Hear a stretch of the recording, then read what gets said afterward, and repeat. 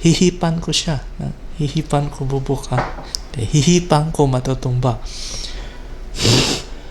Yan, lapit na. Isa pa. Mahina ang ihip ng hangin. But if lalakas niyan,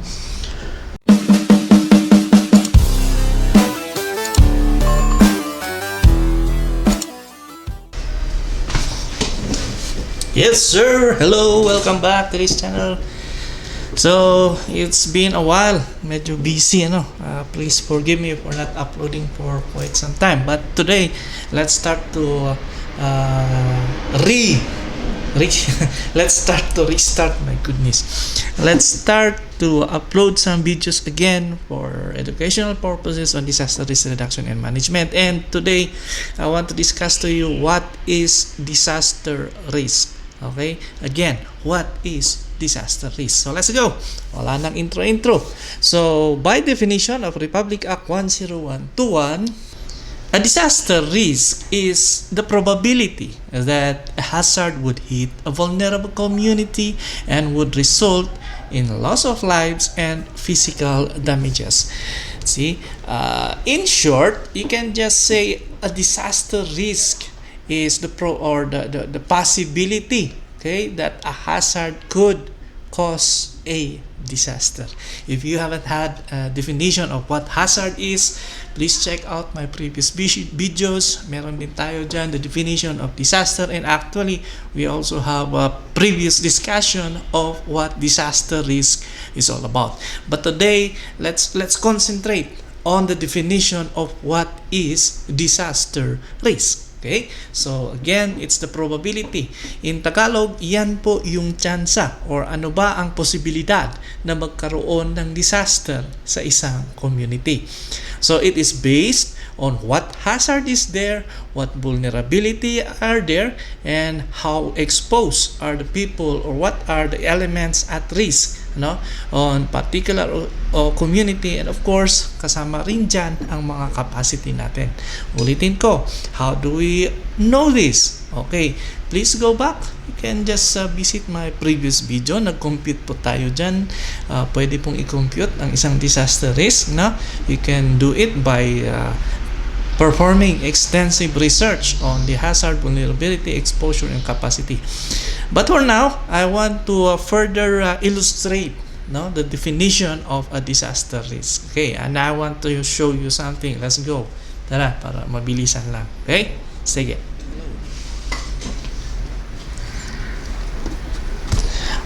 Okay, so let's try this one. Just a simple illustration of anong meron tayo. So if you can see, this is a plastic box. Okay, I have a marker here and of course a flat surface. Let's try this. We try to construct a building. Building yan, ha? Imagine niyo building. The marker will be will serve as its column. Alam niyo yung column, poste, di ba? So if the column is the marker and then the building is the box here, if you just look at it the way it is, it's standing, yes, but do you see a disaster risk? Do you see a disaster risk? Imagine if that is a building, do you see a disaster risk? Of course. Again, by definition, what is a disaster risk? It is the probability that a hazard can cause a disaster. So, ano ang posibilidad na magkaroon ng disaster? Ano ang disaster na pwedeng mangyari dito? Yung mga tao na nasa loob ng building, pwedeng, yes, okay? Pwedeng makaranas ng injuries, ibang mamatay kung tutumbayan. But just looking at it alone, you can see already a disaster risk. Why? Okay, first of all, vulnerability. What is the vulnerability in this kind of setup? Alright, structural. Iisa lang ang poste. Hindi pwede yan. Di ba? When you see a building, usually, 4 ang posting nilalagay dyan. Okay? So, this is very vulnerable. No? Ano pa? Exposure. No? Ilang mga tao ang andyan. If this is filled in with people, no? Kung maraming tao nasa loob yan, maraming tao ang pwedeng masaktan kung natumba yung building. So, lahat ng mga tao dyan exposed, plus yung mga elements at risk surrounding this particular building. Diba? Okay, ano pa? Hazard. Nasaan ang hazard dyan? Okay. One hazard can be strong winds. No?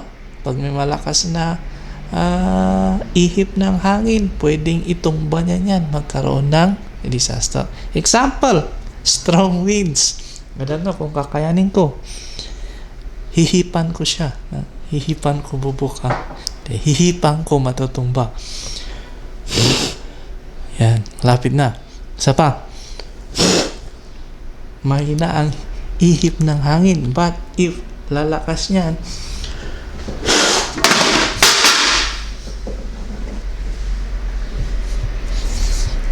nahulog.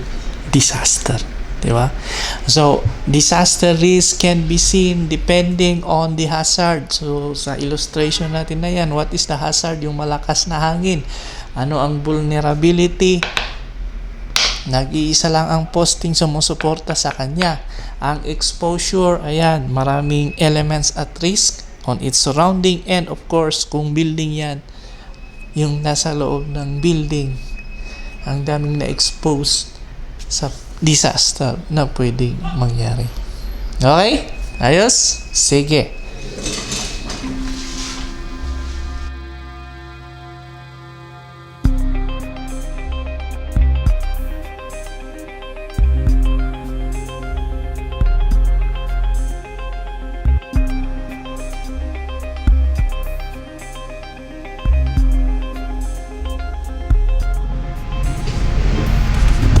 Ayan, so don't worry, wala pong nasirang gamit in the doing of this example, okay? So again, ayan ang ating disaster risk, no? So by that example alone, you can already assess, no? Every part of your community, kung ano ang mga disaster risk na nandyan, alright? For example, in a flooding community, you can see, hanapin mo ang vulnerability ng inyong community.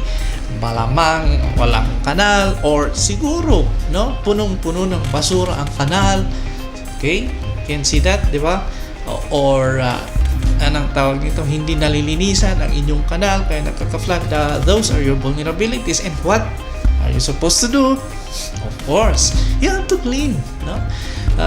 Improve the vulnerability para yung disaster or the hazard for that matter will not cause a disaster. Okay, again, let's just review.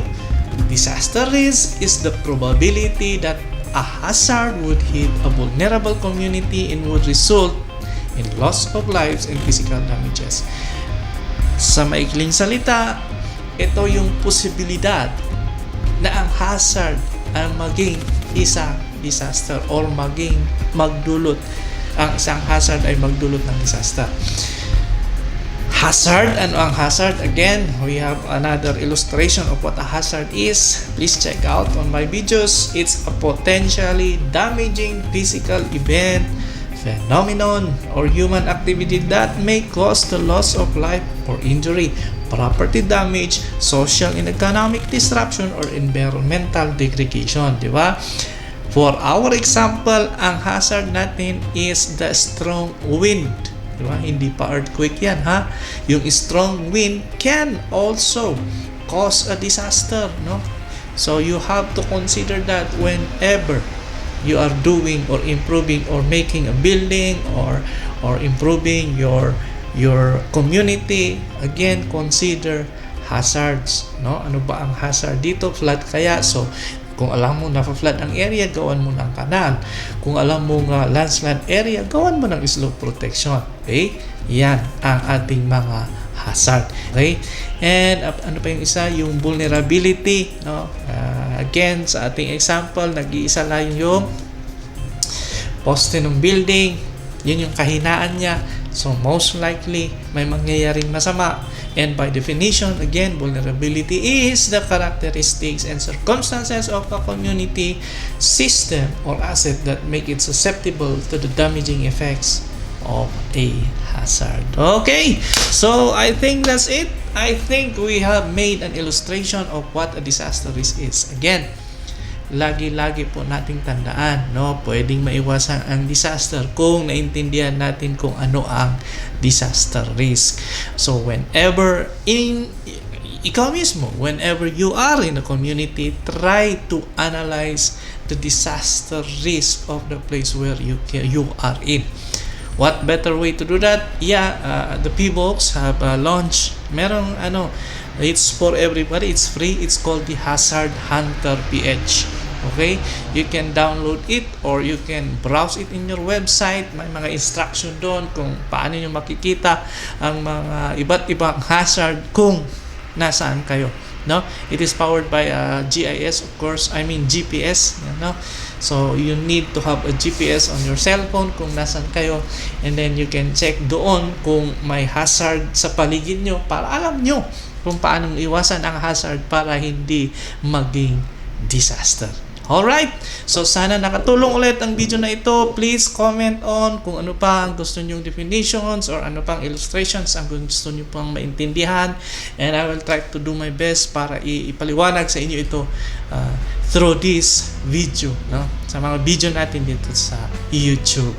And again, sa mga hindi pa subscribe, please pa-subscribe na lang, pa-share na rin para makatulong din sa iba. And see you sa susunod na video. Again, maraming salamat for continually supporting this channel and mabuhay ka. Tuwing atang nungununan taka bahing niyadag na kakaunsaya